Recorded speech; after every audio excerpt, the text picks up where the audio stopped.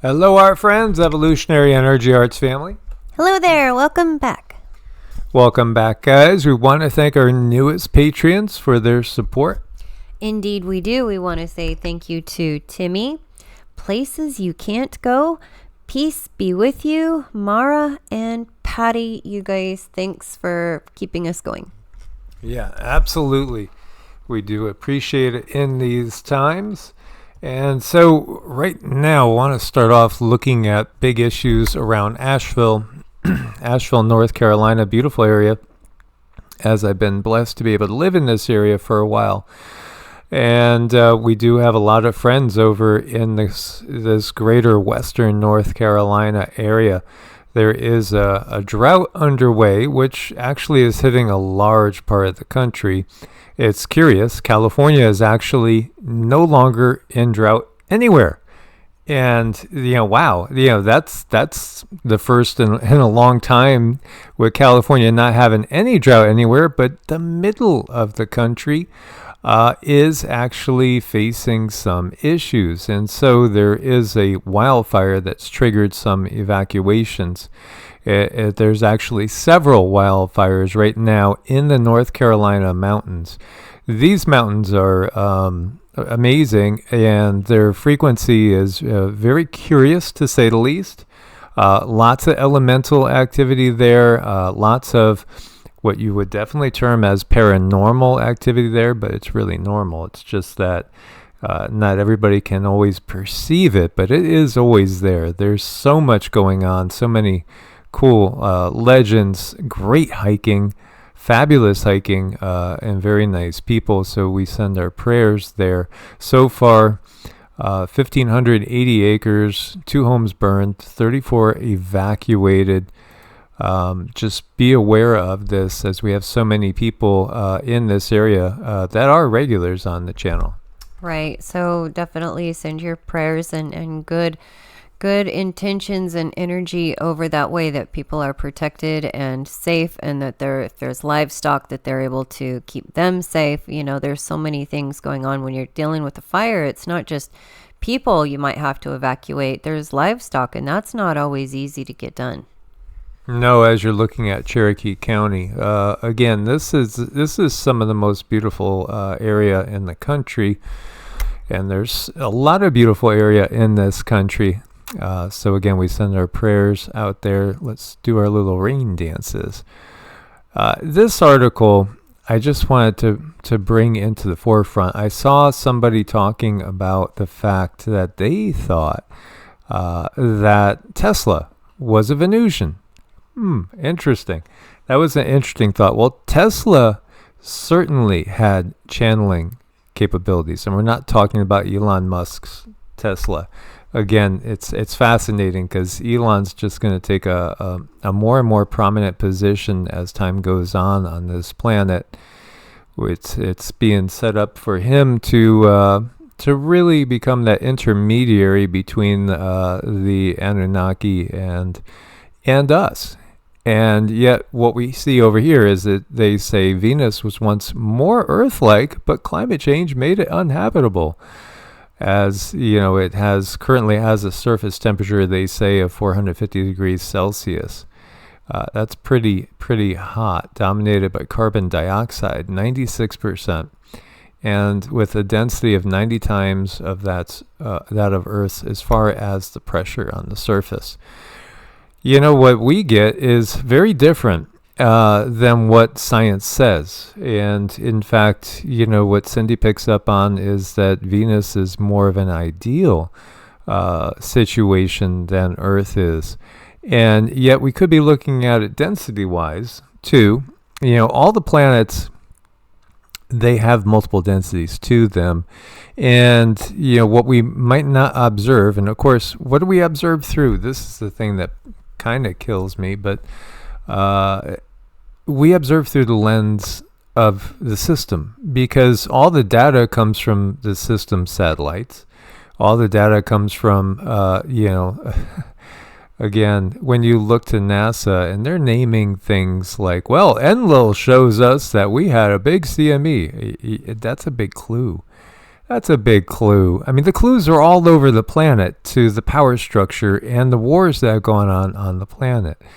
And in other countries and other cultures, it's not like there's any conjecture because it's passed down. It's been passed down orally. As you know, we know people of Cherokee lineage, for instance, that talk about the stories of the Cherokee. How, yeah, absolutely. There's a reptilian force that's been controlling this planet. David Icke is the first one that really brought it out to the masses. I guess we could say from a European standard, but the indigenous people around the world, again, they knew this the entire time. This is why they've suffered under the system, because the system is reptilian controlled and it's full of distortion.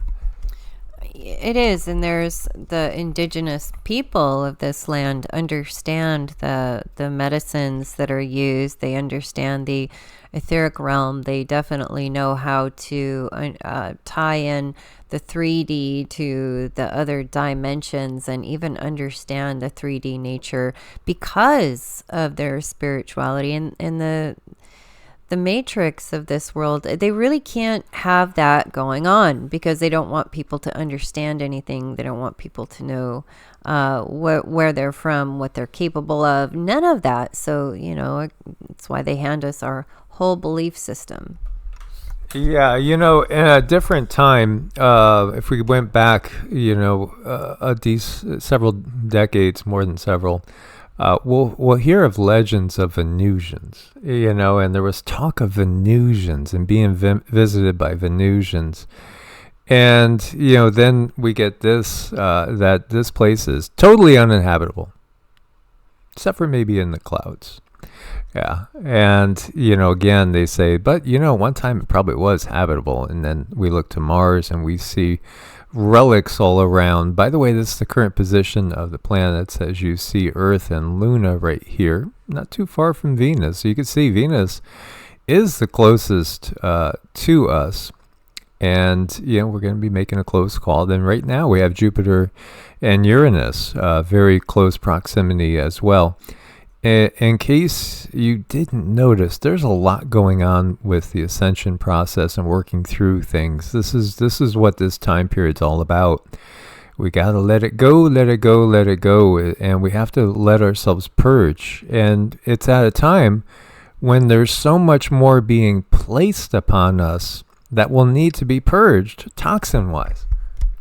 A lot of toxins. So unfortunately, our daily life needs to be revolved around a little bit of detoxing, however you might do it, whether you're drinking a little bit of lemon water, whether you're just doing a little 10 minutes of exercise more. It's all about detoxing in a deliberate way because, oh my gosh, we're just layered in the yuck. And right now with the purging that's going on, some people might feel that they have a stomach flu, or they might think that it's food poisoning, but really this is the body having some form of purge, and that's okay. The body is going to give you whatever story that it needs to give you so that it can get rid of that yuck. So you might label it one of those things, food poisoning or whatever, but the point is it really needs to happen. And it might not always be in a 3D. It could be more of an emotional body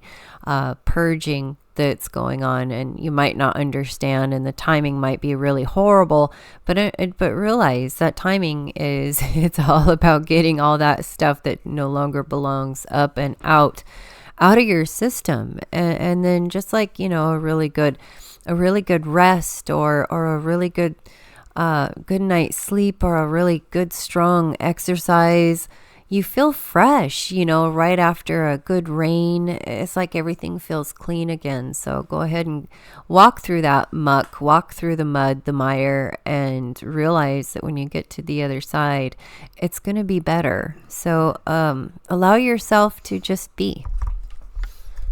And we've talked so many times about Luna and the moon and how scientists will even tell you that it's too big to be the Earth's original.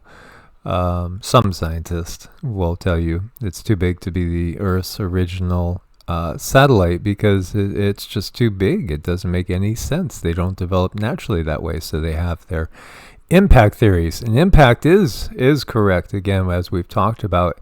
When you look to the Sumerian stories, Tiamat was on the other side of Mars, so in between the orbit of Jupiter and Mars, and where the asteroid belt is. And Tiamat was obliterated, and Earth is the leftover mass of Tiamat.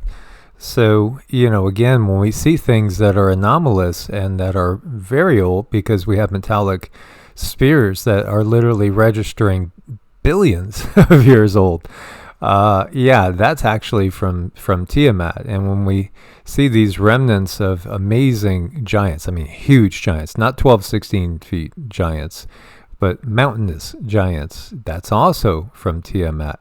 So again, everything is a distortion because we're under this dark control grid that loves to turn anything that's positive into a negative and negative into a positive.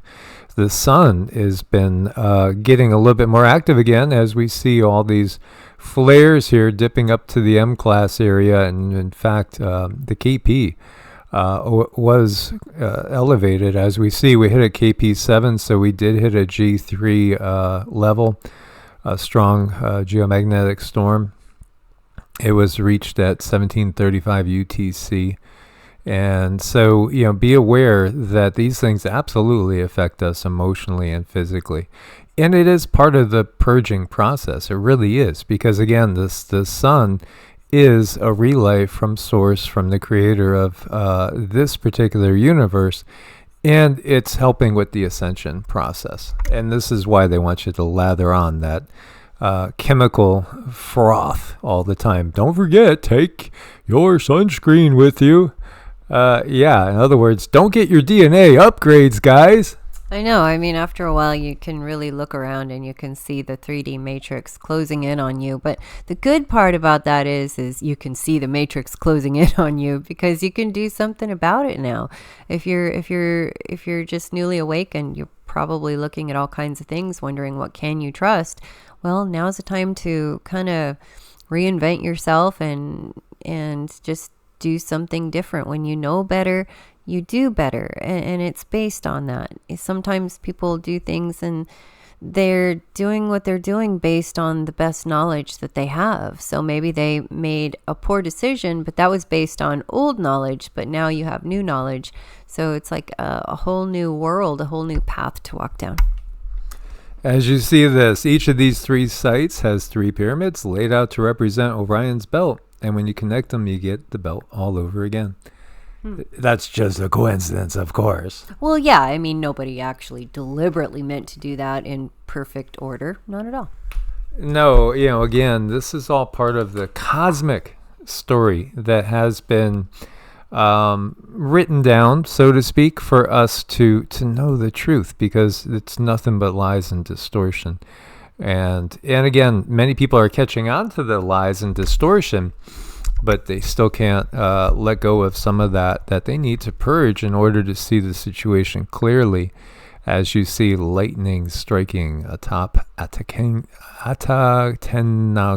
volcano. This is in Guatemala. Isn't that awesome? I mean, that just looks like, I don't know, something out of a sci-fi movie, Raiders of the Lost Ark, some sort of massive plasma discharge, or maybe it's actually pulling the plasma in. These are really, really fun because once you're awake, you realize that these are ships that are charging themselves. And I know I've said in the past that so many people are going to realize, when we talk about the veil or the other side, that there's so many things out there that there really is no veil. There's not. It's just you simply didn't know what you were looking at. But once you are told, it's like, wow, how could it be anything else? But no, these are ships. These are ships.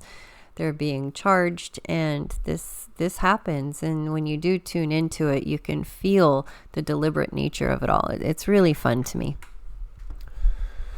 Yeah, and they have, again, words for different clouds, formations, which, again, are just simply being used often to just hide something that's there.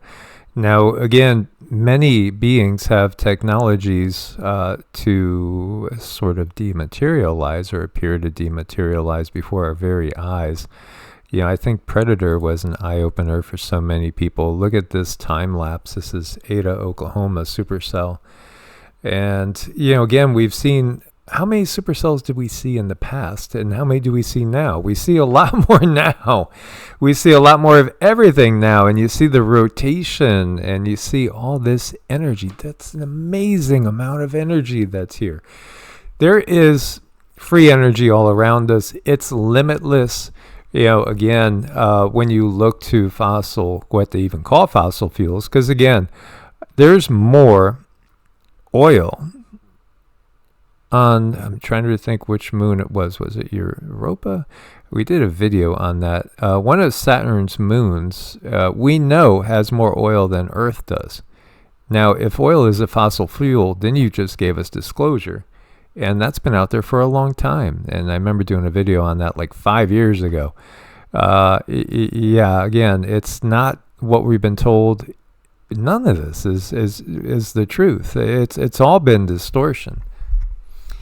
It's sad, but I guess you always want to look at the silver lining. The silver lining is there's something new to learn every day. And right when you think you might be bored with this world, when you think you know everything, no, you can turn that page and read a whole nother book. And the books are always rewritten. Here's the King James version of Exodus 13:21. And the Lord went before them by day in a pillar of cloud to lead them the way, and by night in a pillar of fire to give them light to go by day and night. And again, that's the King James version. And, wherever you see Lord, it's usually it's translated from either Yahweh, El, or Elohim for the most part. And again, Elohim is plural. And many people like Mauro Bellino and, so many others, Michael Tellinger, we, of course, had Eric von Daniken. You could go on Graham Hancock's work. It just goes on and on with the people, again, William Bramley, Gods of Eden. So many people have connected these dots, and it's really easy to see this from an extraterrestrial standpoint. As I have shared with you guys, I want to say it was around 82 or so, 82, 83, that all of a sudden, while studying the Bible, it clicked me. This is extraterrestrial. Hey, there's no doubt in my mind. This is the only way everything makes perfect sense. And that was before I was really studying. What's the original Hebrew word say? I was looking from Bible to Bible, looking from NIV to King James to trying to find. And that's what led me to the Jews for Jesus people, and it went with them for services for maybe 6 months. Had a good time. They were a nice bunch. Because I was looking for, a traditional, what's the original understanding? And this is all as a kid. And the original understanding, again, is eradicated for the most part, because you come to the councils of Nicaea and the ones after that, 325 AD, and then the subsequent ones. And when they formulated, because they debated on everything, was Jesus God? Was he man? Was he God-man? They debated on the Trinity. The Trinity was up for debate. All these things were up for debate. They came with a unified theory, and then they persecuted everybody that had different ideas, because there was no unified, version of Christianity per se until the power structure gave it. And so again, what we believe, if we're looking at things from a fundamentalist Christian perspective, or again from a Muslim perspective, you're looking at the control systems perspective. It's always been extraterrestrials. It's always been. And it makes perfect sense, too, because when we look to the plural, yeah. Oh, yeah, and I'll still see those people that will say, well, yeah, Father, Son, and Holy Spirit. It's like, oh, my gosh. You got to go deeper. And we were talking about studying, and the person said, oh, I read my Bible every day. Yeah, but do you understand how it's put together? I mean, do you look past the actual book and look to the sources, and what are those sources, and who is the sources, and who put it together in its current form. It's so clear to see when you look at it. I was watching a big storm come in from the north. Big storm, big cloud, strong wind. There was fire flashing from it. Light was shining out all around it. It looked like hot metal glowing in a fire. Hello? Geez, hot metal. I wonder if it's a ship. No, it's the angel of the Lord. Yeah, it's just an angel. But when you look into these deeper and you turn that lens with the understanding that all these things are technology, you just can't unsee it. Again, it's the veil that was never really there. You can't unsee certain things, just like we've shown certain people's pictures on videos and how they morph into, something that you can't unsee. And that's just really how so much of this whole situation is like. So, you could read this from a different perspective, and it talks about living beings that are moving around inside the apparent ship, and also it feels like there's an automation here. And obviously, when we look to all mythology, we see these hybrids, and we recognize from a lot of different sources that have done channeling, as well as the mythological sources, that in reality there are beings that do look like humanoid birds, humanoid lions, humanoid or dogmen. There really are beings out there of these different varieties. How about when Elijah was taken up to heaven, or was he taken to the heavens? Did he transform in the blink of an eye? Was there a flash and there was nothing left of his body? No. They were walking and talking together. Suddenly a chariot of fire with horses of fire appeared and separated the two of them, and Elijah went up into heaven on the whirlwind. This is why we've been looking at those storms. It's so clear to see now again, and so much even in the Vedic mythology, which is not really mythology. They're just remembering the wars of the gods, the different extraterrestrial beings that were here, some that truly wanted to keep the planet free, and were fighting against the invaders, who then subsequently took over the planet and convinced humans that they were the creator of this universe, but they're not. And often you will see these depictions because, how else are they going to conceptualize them? And you have to realize too, so much of this is going on verbally from generation to generation. And, what's familiar to them? Horse and chariot's familiar to them. Would they be able to describe a tank? Could they describe a half-track? Could they describe a car? How would they describe a car? Well, a horseless chariot, maybe. I don't know. Well, again, it's all about perception. It's all about the lens that you look through. So for so many of these people, they didn't have anything to really equate it to when we talk about Ezekiel's wheels and wheels upon wheels. All you got to do is look over into the Vedic tradition, and they even classify the Vimanas. And they classify the Vimanas, which the Vimanas are these aerial vehicles that people drove and flew. And literally, there are descriptions that are just like Star Wars, with beams of light and explosions coming from one chasing another. It's just like Star Wars when you read them. Flying cities, huge motherships, literal flying cities, all clearly described. And the interesting thing is, too, they're even categorized by when we see them. So when we're in like the golden age or the silver age, we are seeing more Vimanas that are more energy and plasma than they are mechanical. As we get closer to the Kali Yuga, they become more and more mechanical. They become much more like what we see now with rockets and things. And they're even categorized like that. And again, you could look to the Hindu holy books and they'll tell you there are several 100,000 humanoid species in our galaxy. They even give you the span of the Milky Way galaxy itself, as far as the distance from a time-space perspective, and the shape. I mean, they knew things that they couldn't know unless they were coming in contact or taught these things by higher, definitely higher, much higher to intelligences. Mm-hmm.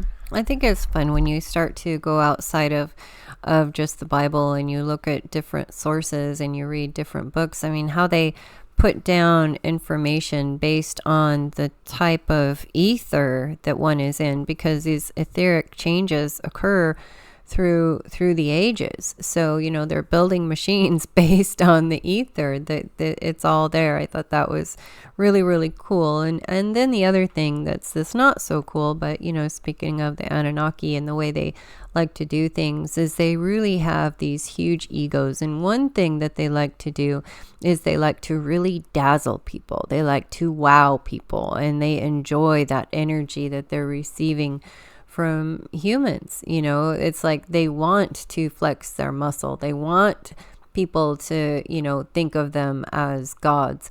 So they do adjust their ships. They can morph, they can change and be something different based on what they want us to see. So keep that in mind if you see something in the sky. Absolutely. So, we see here again some depictions. I mean, this was clear. This was not something like, well, we don't know what these things are. No, they know what these things are. When in the Ramayana, you had the kidnapping of Sita by the Asura, Ravana, he's carrying her away in his ship. I mean, it says that they looked up in the air and they saw him lift off with her, and he takes her from the mainland of India over to what is Sri Lanka. He abducts her. It's a UFO abduction. I mean, how it's simply stated in the Ramayana, this is a UFO abduction. He steals her because she's pretty, and he wants her for his wife. And he's an Asura. And the Asuras in the Vedic tradition are the demons. Now, it's interesting, again, when we look into Zoroastrian tradition, Ahura Mazda is like the head of the quote-unquote good guys. Everything is twisted around. And when we look from Iran, Iraq, and again, this is where the Anunnaki landed. This is where they home based, we can say, because they kind of took the bridge to the largest land masses on the planet, established themselves there, and then they spread out. They spread out into South Africa. Again, we have mines in South Africa, 200,000 years old. Gold mines, 200,000 years old, and you're going to say that humans were doing it 200,000 years ago? Doing it under direction, yeah, but not doing it of their own volition. Again, the Asuras are the demonic forces. They are the dark forces. They are, again, depicted as very, very human-like beings. Very human-like. You can't really tell them apart. And then actually, it's interesting because, again, the Devas are the good guys, the Asuras are the bad guys. But you will see that there's an intermingling that can go on. And again, it depends on the density. It has to be of the same density. But again, it's the very nature of the beings that make them one or the other, because the Devas are all about freedom and staying with the original plan of the creator of this universe, which is that all beings get to evolve along their own path and explore their own way, where the Asuras just look at all beings as an opportunity to use and abuse and to put into slavery. It is a bit like that, like parasitic type of energy that we deal with, where there is symbiotic nature of things and then a parasite nature of things, where the parasite is latched on and it's draining its host of energy, of will, of strength. But if there is a symbiotic nature of things, those two things feed one another and they help one another grow. So big difference there. So, so many of the beings that we talk about as devas, the reality is they work with the Galactic Federation. And there is a real Galactic Federation, and it came about and came together after the destruction of Tiamat. And it helped in the recreation of this planet out of Tiamat. And, again, it's many high density beings that are benevolent, but again, it's all about a learning experience for us. So some of these beings come and incarnate on Earth in order to guide humanity from within. And again, so many beings that we might term ascended masters are beings that they're only here to help pull up the frequency of the planet because, again, they understand that the original plan has been waylaid by these dark beings. When you look again to the Bible, you see Sodom and Gomorrah, wiped out. But we also know, again, there was a battle, Kurukshetra, in a war which, between 1 and 1.4 billion souls perished in this war, according to the Hindu holy books. 1 to 1.4 billion people perished in this war. And the technologies used, like the Brahmastra, have been described as the biggest of our NUKESs out there. But in reality, again, a totally different class of energy weapon. Although these types of weapons, there are evidence of these being used. You remember the story of Lot's wife, don't look back, whatever happens, don't look back. Again, and she's supposedly turned into a pillar of salt for looking back. But part of the warning is the same warning. Well, for one, if you look at a flash of a weapon like a nuclear weapon, obviously it could blind you. But also, it's just like the graven images.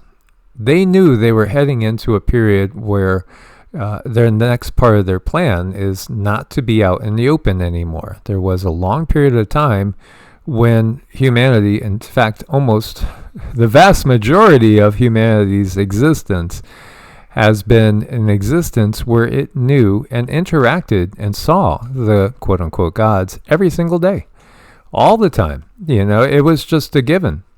But they knew there would be a time when, again, they would be forced to go behind the scenes and utilize again, the created hybrids. They're always creating hybrids. When you look to the abduction phenomenon, what they doing? They're always taking genetic material. They're always creating new hybrids. So many people have seen stasis tanks with different entities in it of all different sorts, not just from this planet. And that's part of the reveal too, because when you look to Revelation 22. And I saw a new heaven and a new earth, and again, there's no sun and no moon. There's always different layers to this. There is going to be a different earth for those that ascend up. We're not going to be in the same sort of situation. This control structure will no longer exist for those that can work through what they need to work through spiritually and ascend with the planet. And then there are those that will be taken off planet to be slaves elsewhere. As again, there are human slaves on Earth right now that are human slaves that have been taken from Earth and are working in Mars and other places as well, in ships. So part of this is also, not to don't see exactly what's happening. Because if you, again, are passing down what the ship looked like, passing down what the weapons look like, this CIA document's kind of curious, isn't it? States that a downed UFO turned 23 Soviet soldiers into limestone. That made me think right away of Lot's pillar of salt. Oh yeah, and how about when we go back to Medusa, right? How about Medusa? Don't look at her. Why?